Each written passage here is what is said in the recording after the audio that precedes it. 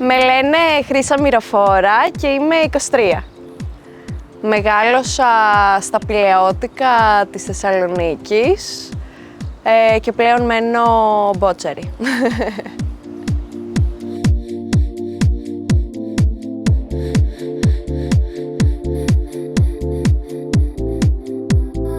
Είμαι περήφανη που έχω καταφέρει ό,τι έχω καταφέρει μόνη μου.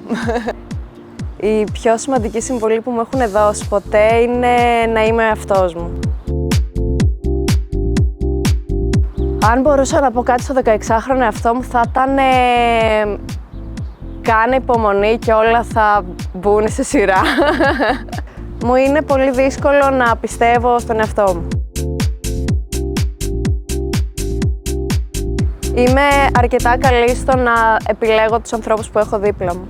Η πρώτη συναυλία που πήγα ήταν του Στέλιου Ρόκου στη ΔΕΘ.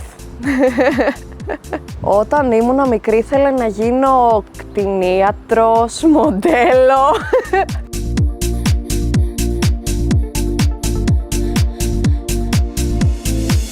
Οι δύο πιο παλιές μου φίλες είναι η Ελευθερία και η Έλενα. Όταν πήγαινα σχολείο, το πρώτο και μεγαλύτερο κράζ μου ήταν ο Τέο από το σχολείο και ήταν και το πρώτο μου φιλί. Με ενοχλεί πάρα πολύ το ψέμα και η δυσκολία δέσμευσης που έχουν οι άνθρωποι πλέον.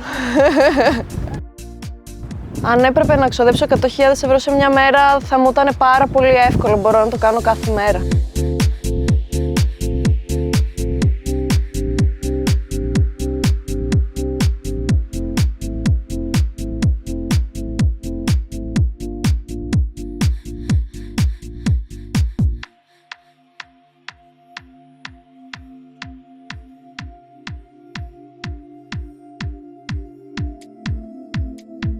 Αν ήμουν Θεός για μια μέρα δεν ξέρω τι θα έκανα. Νομίζω είναι πάρα πολύ power πάνω μου για να κρίνω.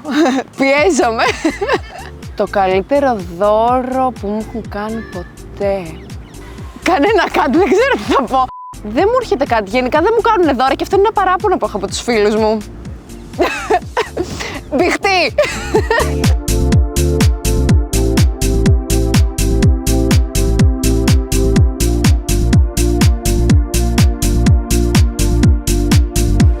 Αν η ζωή μου είχε soundtrack, μάλλον θα ήταν το It's Not Right. It's not right, but it's okay. I'm gonna make it anyway.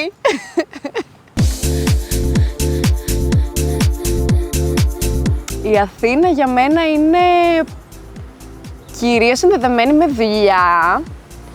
Μου αρέσει πάρα πολύ σαν πόλη, αλλά δεν το έχω βρει με τους ανθρώπους της Αθήνας ακόμα.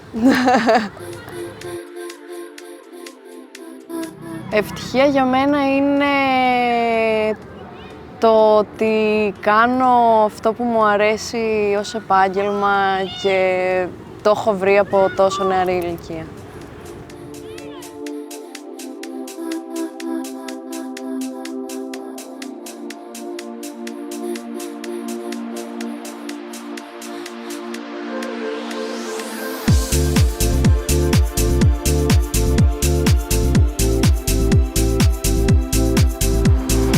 Τρία, δύο, ένα. Αέρα!